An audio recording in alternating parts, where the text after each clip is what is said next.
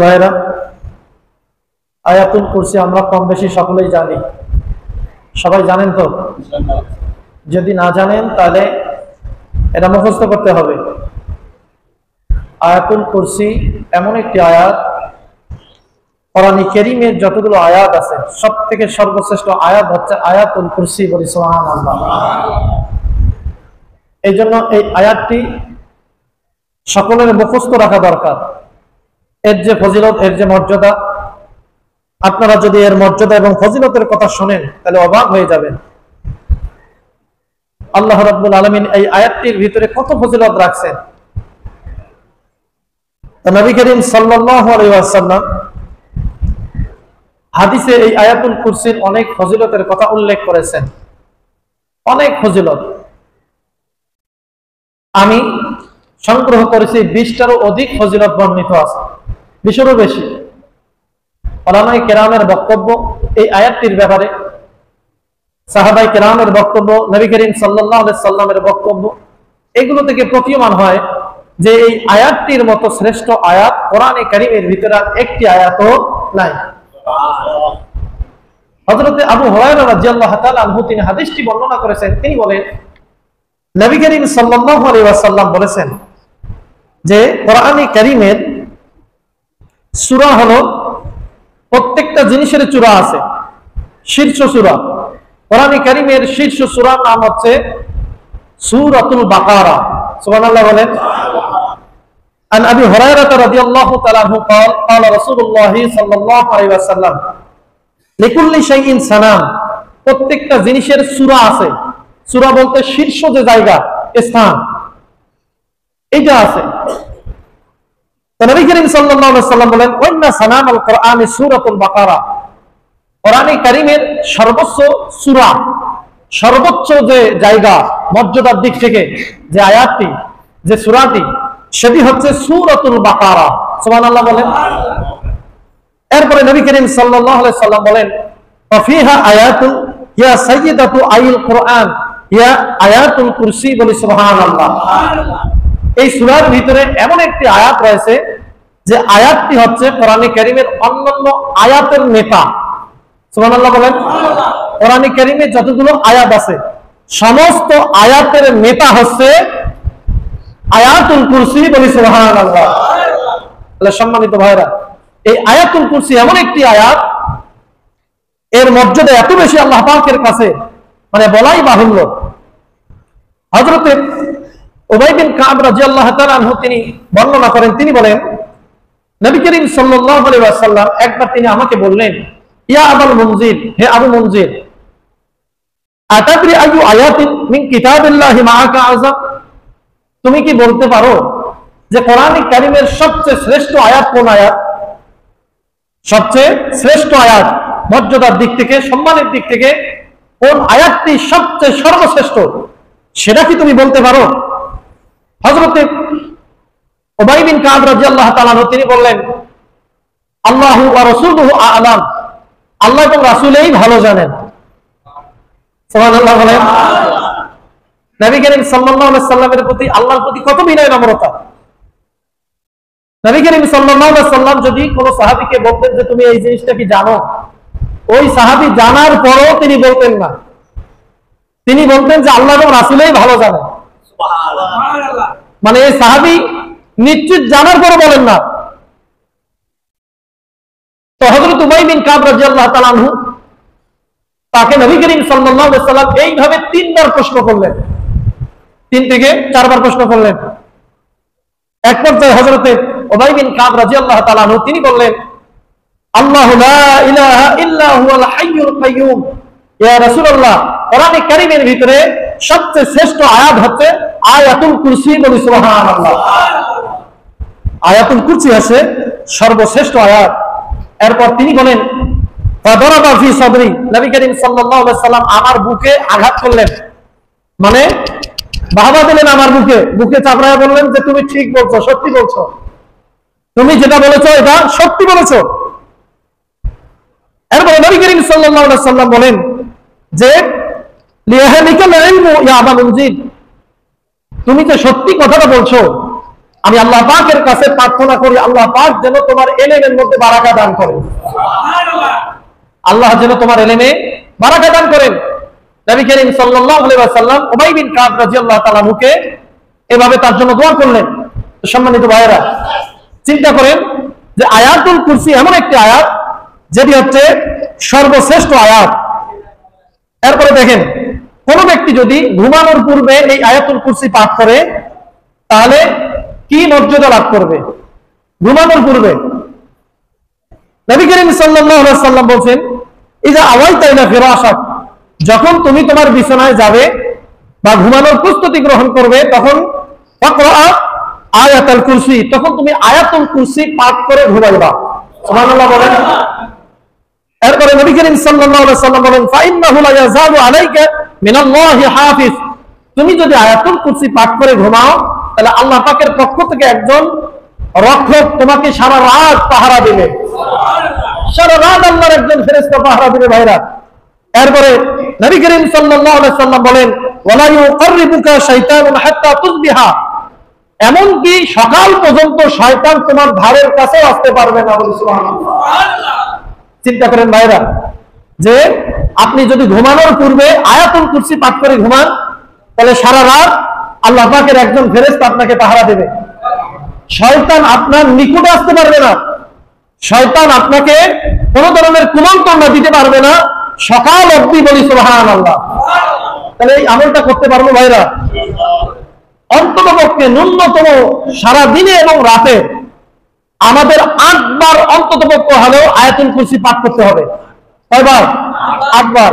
সকালে একবার, সন্ধ্যা তথা রাতের বেলা একবার, এবং 5 ওয়াক্ত নামাজে 5 বার, সন্ধ্যার সময় একবার, রাতে ঘুমানোর পূর্বে একবার, মোটে ন্যূনতম 8 বার আয়াতুল কুরসি পড়তে হবে ভাইরা। প্রত্যেক ফরজ নামাজের পরে একবার। আমরা ইনশাআল্লাহ সে সম্পর্কে আলোচনা করব। তাহলে ঘুমানোর আগে আয়াতুল কুরসি অবশ্যই আমাদেরকে পাঠ করে ঘুমাইতে হবে। আজকে দেখেন আমরা করি দেখি ঘুমানোর আগে যে একটা দোয়া আছে সেটাও আমরা পড়ি না। পড়ি আল্লাহুম্মা বিইসমিকা আমুতু ওয়া আহইয়া, হে আল্লাহ আমি তোমার নামে ঘুমাইলাম আবার তোমার নামে ঘুম থেকে জাগ্রত হব। আলহামদুলিল্লাহিল্লাযী আহইয়ানা বা'দা মা আমাতানা ওয়া ইলাইহিন নুশুর, ঘুম থেকে উঠার পরে এই দোয়া পাঠ করতে হয়। কিন্তু ভাইরা দুঃখের বিষয় হচ্ছে আজকে আমরা ঘুমের যে দোয়া এটাও পাঠ করি না, আয়াতুল কুরসি পড়ারও আমাদের সময় হয় না। ঘন্টার পর ঘন্টা মোবাইলে সময় দেয়, রাত 12টা 1টা পর্যন্ত মোবাইলে সিনেমা দেখে, নাটক দেখে, হাবিজাবি দেখে, আবার এই নাটক সিনেমা দেখার পরে বেদম ভাবে ঘুমিয়ে পড়লো, আল্লাহর স্মরণটুকুও করে না। এখন আমাদের এই অবস্থা হয়েছে না? সম্মানিত ভাইরা দেখেন, এই মোবাইল এটা এখন একটা জাদু। মোবাইলটা কি জাদু? আধুনিক যুগে আমরা জাদু বলতে বুঝি যে এই জাদুটা না, আসলে এমনটা না, এটা ইহুদি খ্রিস্টানদের একটা চক্রান্ত। আজকে মোবাইলটা আমাদের কেমন ভাবে জাদুগ্রস্ত করেছে, সেহেরগ্রস্ত করেছে যে ঘুমানোর পূর্বে যে আয়াতুল কুরসি পড়বো, আল্লাহর নাম নিয়ে ঘুমাবো, সেটাও আমাদেরকে ভুলিয়ে দেয়। মোবাইল একটা জাদুই পরিণত হয়েছে ভাইরা। তাহলে ঘুমানোর পূর্বে অবশ্যই আয়াতুল কুরসি পাঠ করতে হবে ভাইরা। এরপরে দেখেন, নামাজের পরে কোনো ব্যক্তি যদি ফরজ নামাজের পরে আয়াতুল কুরসি পাঠ করে তাহলে আল্লাহ পাক তাকে কি মর্যাদা দান করবেন?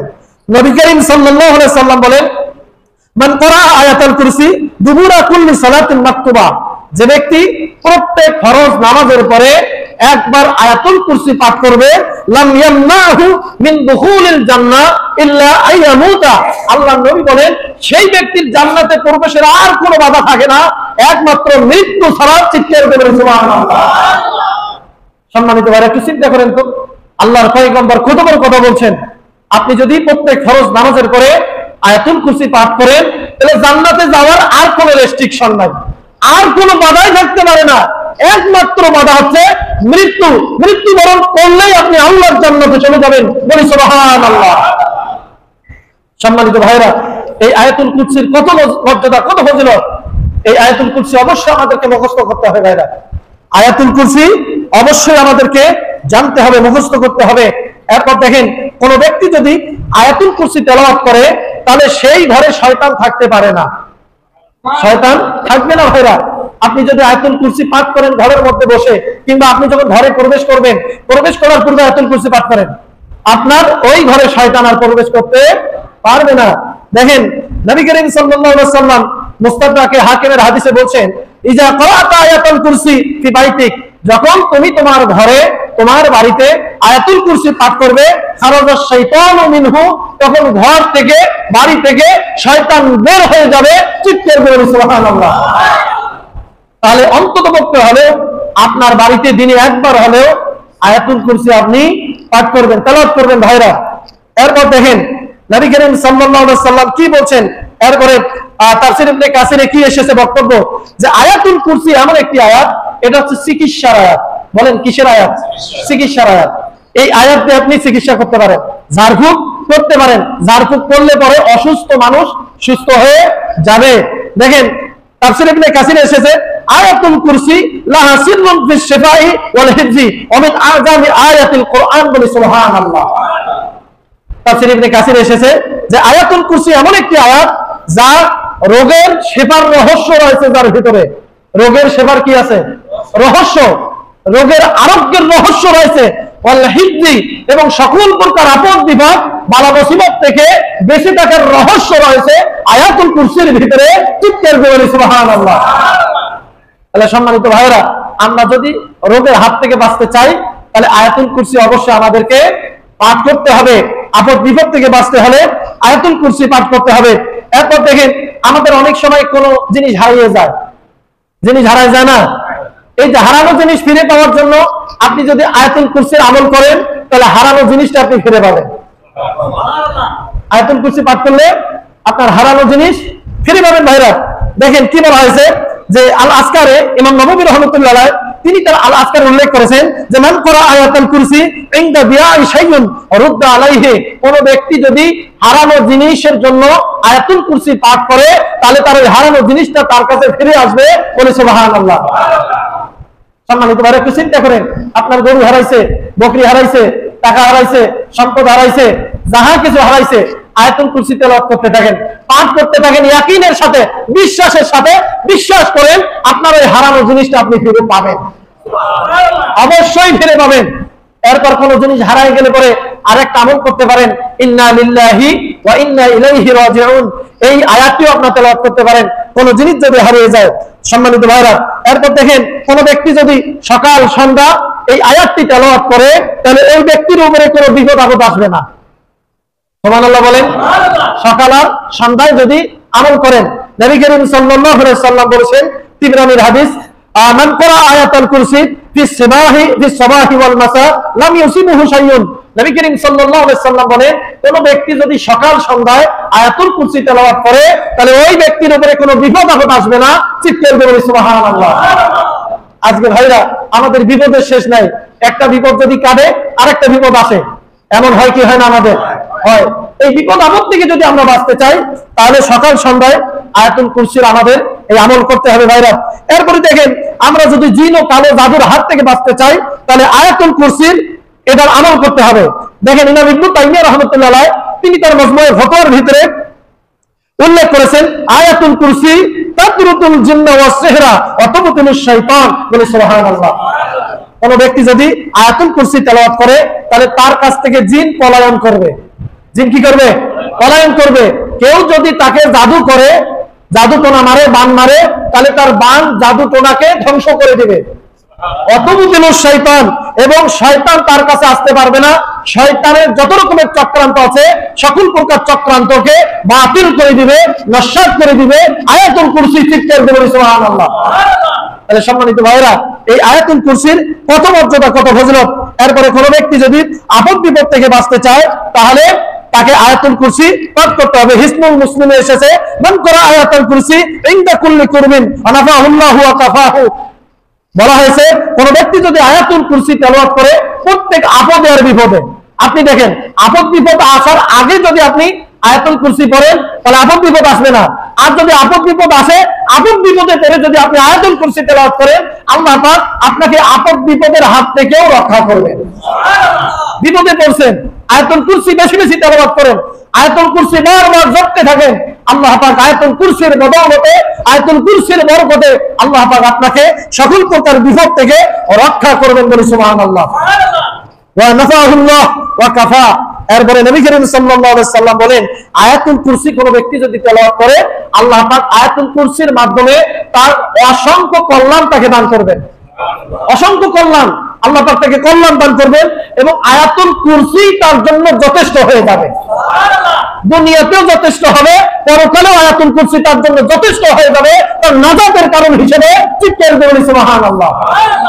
তাহলে সম্মানিত ভাইরা, এই একটি মাত্র আয়াত, এর ভিতরে কত ফজিলত, কত মর্যাদা, এই আয়াতটি আমরা অনেকেই জানি না, অনেকেই আমাদের অনেকের মুখস্থ নাই ভাইরা। এজন্য আমি অনুরোধ করব, এই আয়াতটি অবশ্যই আপনারা মুখস্থ করবেন। দেখেন, শুধু আপনার নিরাপত্তা এমনটা না, আপনার সন্তানদের নিরাপত্তার জন্য আপনাকে আয়াতুল কুরসি পড়তে হবে এবং আপনার সন্তানদেরকে এই আয়াতুল কুরসি শিক্ষা দিতে হবে। শুধু নিজে পড়বেন এমনটা না, আপনার সন্তানদেরকেও এই আয়াতুল কুরসি শিক্ষা দিতে হবে ভাইরা। দেখেন, আপনি যদি আয়াতুল কুরসি তেলাওয়াত করেন, তাহলে আপনার সন্তানরাও বিপদ আপদের হাত থেকে রক্ষা পাবে।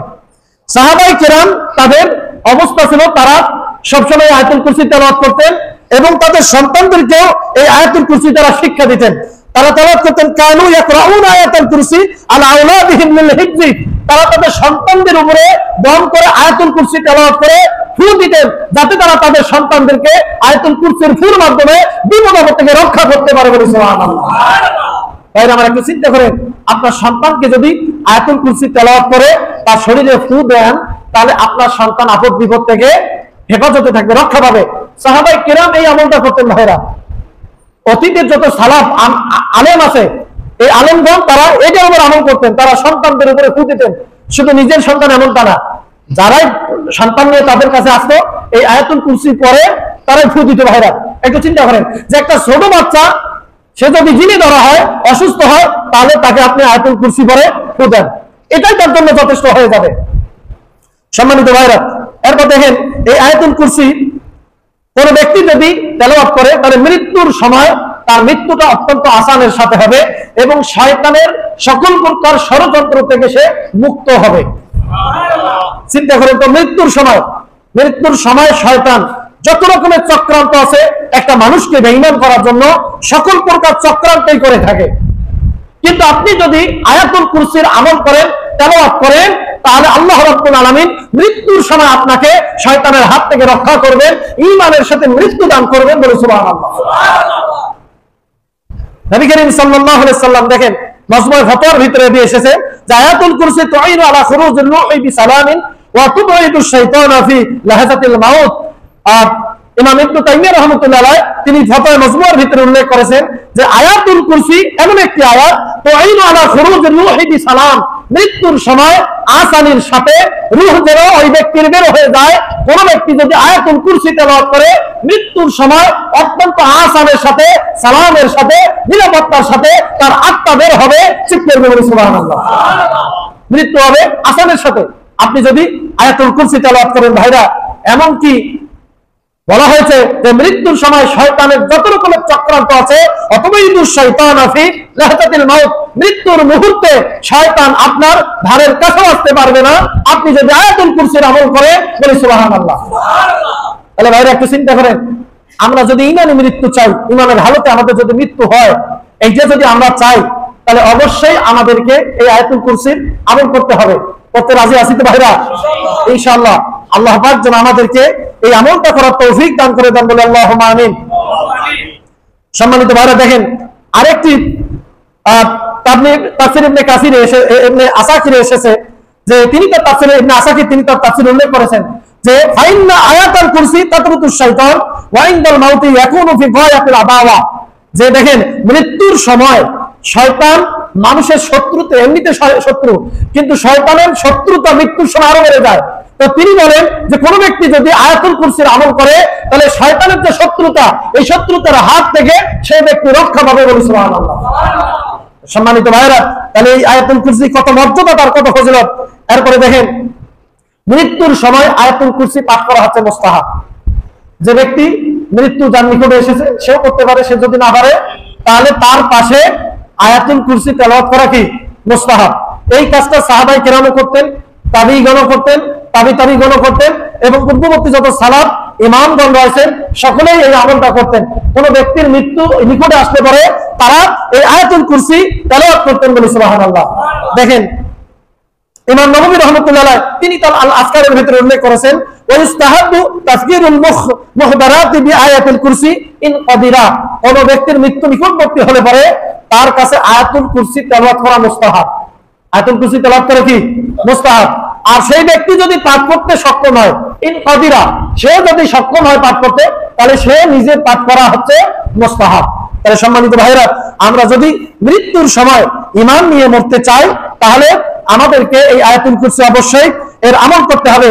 ইমাম কুরতুবী রাহমাতুল্লাহ আলাইহি তিনি তার তাফসীরের ভিতরে উল্লেখ করেছেন, মান দাওয়ামা আলা আয়াতুল কুরসি ফি হায়াতিহি হাওয়ানাল্লাহু আলাইহি সাকরাতুল মাউত। তিনি বলেন, যে ব্যক্তি তার জীবনে আয়াতুল কুরসিকে সদা সর্বদা আমল হিসেবে গ্রহণ করবে, আয়াতুল কুরসির আমল করবে, তিনি বলেন আল্লাহ রাব্বুল আলামিন হাওয়ানাল্লাহু আলাইহি সাকরাতুল মাউত, মৃত্যুর সময় মৃত্যুর যন্ত্রণা থেকে রক্ষা করে সহজতর মৃত্যু তাকে দান করবেন বলে সুবহানাল্লাহ। তাহলে সম্মানিত ভাইরা, এই আয়াতুল কুরসি কত মর্যাদার। এরপর দেখেন আয়াতুল কুরসির ব্যাপারে আরো কি বলা হয়েছে, যে সালাফগণ এটা আমল করতেন মৃত্যুর সময়। কানু ইয়াসুনা লিকিরাআতি আয়াতুল কুরসি ইনদাল মাউত। অতীতে যারা সাহাবী এবং তাবি এবং সালাফ যে ইমামগণ রয়েছেন তারা আরেকজনকে ওসিয়ত করতেন। কি করতেন? ওসিয়ত করতেন যে আমার মৃত্যুর সময় যদি তুমি উপস্থিত থাকো তাহলে আমার মৃত্যুর সময় অবশ্যই তুমি আয়াতুল কুরসি আমাকে পাঠ করে শোনাবা। এইটা ওসিয়ত করতেন সাহাবায়ে কেরাম, ওসিয়ত করতেন তাবিঈগণ, ওসিয়ত করতেন ইমামগণ, ওসিয়ত করতেন। ভাইরা, তাহলে আয়াতুল কুরসি আমরা আমাদের যারা পাড়া প্রতিবেশী আছে, পরিবারের লোক আছে, তাদেরকে অন্ততপক্ষে ওসিয়ত করব যে আমার মৃত্যুর সময় হলে আয়াতুল কুরসি যেন অবশ্যই আমার কাছে পাঠ করা হয়। এই ওসিয়তটা করতে পারবো ভাইরা? এই ওসিয়তটা করব। নিজের সন্তানকে করবেন, নিজের স্ত্রীকে বলবেন, নিজের যারা আপনার ভাই আছে, পাড়া প্রতিবেশী আছে, তাদেরকে ওসিয়ত করবেন, বলবেন যে আমার মৃত্যুর সময় আয়াতুল কুরসি পাঠ করবেন। সম্মানিত ভাইরা, এরপরে দেখেন আয়াতুল কুরসি হচ্ছে এটা হচ্ছে শিফা, অর্থাৎ সুস্থতার আয়াত। যেমন ইমাম ইবনে কাইয়িম রাহমাতুল্লাহ আলাইহি তিনি তার আদ-দাওয়া নামক কিতাবের ভিতরে উল্লেখ করেছেন, আয়াতুল কুরসি ফিহা শিফাউন মিন আমরাদিল কুলুব ওয়াল আবদান। তিনি বলেন যে আয়াতুল কুরসির ভিতরে মানুষের আত্মিক রোগের চিকিৎসা রয়েছে এবং শারীরিক রোগেরও চিকিৎসা রয়েছে। চিন্তা করছেন, আপনার অন্তরের যে রোগ, মানে অন্তরের রোগ হচ্ছে প্রায় 15টার মতো অন্তরের রোগ আছে। কয়টা? 15টা হচ্ছে অন্তরের রোগ।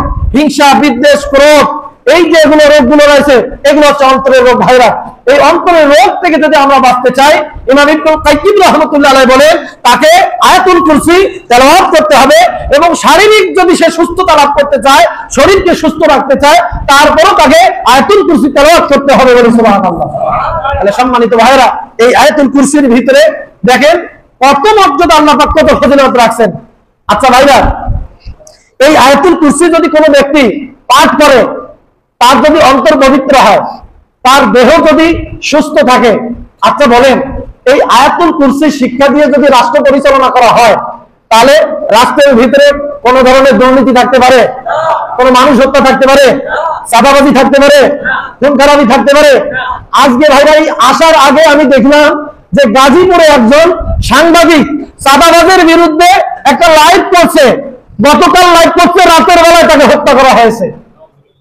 চাঁদাবাজরা হত্যা করেছে। ভাইরা, চিন্তা করেন কোন সমাজে আমরা বসবাস করতেছি, কোন সমাজে বসবাস করতেছি।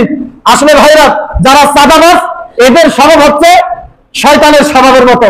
কার স্বভাবের মতো বলেন তো? শয়তানের স্বভাবের মতো। ইবলিস শয়তানের যেরকম স্বভাব, চাঁদাবাজদের এই রকমের স্বভাব। আপনাদের সামনে কি আমি কোনো বাজে কথা বললাম? দেখেন বুখারী মুসলিমের হাদিস আপনাদেরকে শুনে ভাইরা, হয়তো আমি আপনাদের সামনে এই হাদিসটা এর আগেও বলেছিলাম যে হযরত আবু হুরায়রা রাদিয়াল্লাহু তাআলা আনহু একটা বর্ণিত হাদিস আছে। তিনি বলেন নবী করিম সাল্লাল্লাহু আলাইহি সাল্লাম আমাকে একবার সাদকাতুল ফিতরার যে মাল, এইটার দায়িত্ব আমাকে দিলেন রক্ষণাবেক্ষণের জন্য। তো আমি রক্ষণাবেক্ষণ করতেছি, এক পর্যায়ে লক্ষ্য করে দেখলাম যে ঘরের ভিতরে এই মাল রাখছি। এরপরে লক্ষ্য করে দেখি যে এই সাদকাতুল ফিতরার মাল কমা শুরু হচ্ছে, মানে কমতেছে। ব্যাপারটা কি? আমি লক্ষ্য করে দেখলাম যে একজন ব্যক্তি এসে সে মানে পাঞ্জা ভর্তি করে তার ব্যাগের ভিতরে এই খাবারগুলো ঢুকাচ্ছে, এই সম্পদগুলো ঢুকাচ্ছে। এক পর্যায়ে আমি তাকে ধরে ফেললাম, সংক্ষেপে বলি। এরপরে সে আমার কাছে অনেক কাকুতি মিনতি করলো যে আমার পরিবারের লোক সংখ্যা অনেক, আপনি আল্লাহর রাস্তায় আমাকে ছেড়ে দেন। হযরত আবু হুরায়রা বলেন যে আমি তাকে ছেড়ে দিলাম। পরের দিন সকালবেলা নবী করিম সাল্লাল্লাহু আলাইহি ওয়াসাল্লাম আমাকে বললেন যে আবু হুরায়রা, তোমার রাতের বেলা যে চোর ধরছিল তার খবর কি? সুবহানাল্লাহ বলেন। হযরত আবু হুরায়রা আশ্চর্যান্বিত হয়ে গেলেন, বলেন ইয়া রাসূলুল্লাহ, আমি তো আপনাকে বলি না, আপনি বুঝলেন কেমনে? হযরত জিবরাইল আলাইহিস সালাম সেই ঘটনা বলে দিয়েছেন। এইভাবে এই চোর এসেছে কয়দিন? 3 দিন এসেছে। আপনাদের সামনে আমি বলছি। তো 3 দিন যখন এসেছে, হযরত আবু হুরায়রা রাদিয়াল্লাহু তাআলা আনহু তিনি বলছেন যে আজকে আমি তোমাকে ছাড়বো না, আজকে আল্লাহর পয়গম্বরের দরবারে তোমাকে নিয়ে যাব। এবার এই চোর বলে যে আমি আপনাকে একটা জিনিস শিক্ষা দিতেছি, আপনি এর বিনিময় হলে আপনি আমাকে ছেড়ে দেন। আল্লাহর পয়গম্বরের কাছে আপনি আমাকে নিয়ে যাবেন না, কারণ আমি যেহেতু সুরক্ষিত জায়গা থেকে চুরি করছি, আল্লাহর পয়গম্বরের কাছে নিয়ে গেলে তো আমার হাত কেটে দিবে। কি কেটে দিবে? হাত কেটে দিবে। ভাইরা, চোরের শাস্তি হচ্ছে ডান হাত কেটে দেওয়া। চোরের শাস্তি ডান হাত কেটে দেওয়া, মানে একটা হাত কেটে দিতে হবে। আর ডাকাতের শাস্তি হচ্ছে এক হাত কেটে দিতে হবে, একটা পাও কেটে দিতে হবে। চিন্তা করছেন? তাহলে চাঁদাবাজদের শাস্তি হচ্ছে তাদের একটা হাত আর একটা পা একবারে কেটে দিতে হবে। চোরের শাস্তি হচ্ছে একটা হাত কেটে দেওয়া আগে। আর ডাকাতের শাস্তি হচ্ছে, ধরা ডাকাত মানে ডাকাত হচ্ছে যারা চাঁদাবাজ, একবারে তাদের শাস্তি হচ্ছে একটা হাত আগে কেটে দিতে হবে, একটা পা কেটে দিতে হবে। বুঝতে পারছেন? ডাকাতের শাস্তি হচ্ছে ডাবল, চোরের শাস্তি একটা, ডাকাতের শাস্তি দুইটা। চিন্তা করেন ভাইরা, তাহলে চাঁদাবাজদের শাস্তি হচ্ছে ডাবল।